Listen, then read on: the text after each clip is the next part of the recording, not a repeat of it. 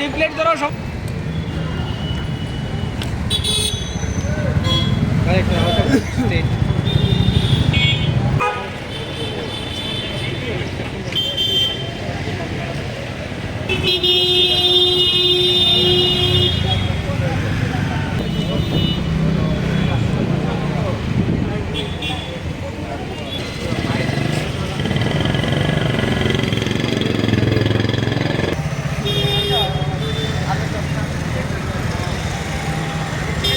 সালে যারা এসটিজিটি এক্সামে ফাইনাল আনসার কিতে যারা কোয়ালিফাইড হয়েছি তারা একত্রিত হয়ে আজকে দপ্তরে আমাদের বিষয়টা 3 বছর যাবৎ ঠিক কী কারণে এই আমাদের পরীক্ষার রেজাল্টটা প্রকাশ করতে পারছে না দপ্তর, তার জন্য জানার জন্য আমরা এখানে এসেছি।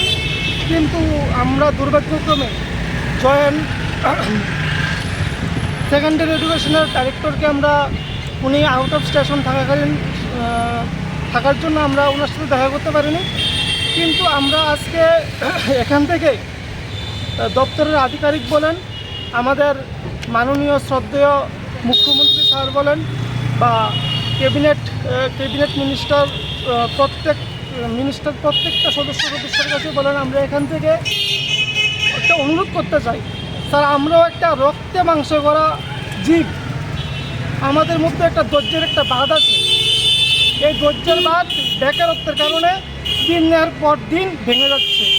আজকে 3 বছর অতিক্রান্ত হওয়ার পরেও আমরা যখন আমাদের পরীক্ষার রেজাল্টটা পাচ্ছি না, তখন যে সমস্ত বয়সোত্তীর্ণ দাদা দিদিরা ওভারেজ হয়ে যাচ্ছে বা ওভারেজ হয়ে গেছে, তারা আজকে একটা চিন্তার মধ্যে আছে। ভবিষ্যতে তারা আর কোনো এক্সামে তারা বসতে পারবে না। এই চিন্তা দিনের পর দিন আমাদেরকে কুরে কুরে খাচ্ছে।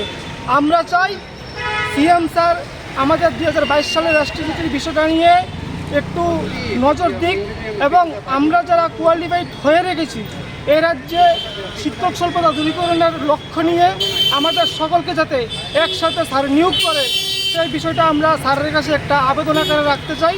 আমরা আজকে দপ্তরের মধ্যে আধিকারিকদের পাইনি, কিন্তু আমরা বেশ কয়েকদিনের মধ্যেই সবাই সাথে আলাপ আলোচনা করে আমরা সিএম স্যারের সাথে কীভাবে সাক্ষাৎ করা যায় সেই বিষয়টা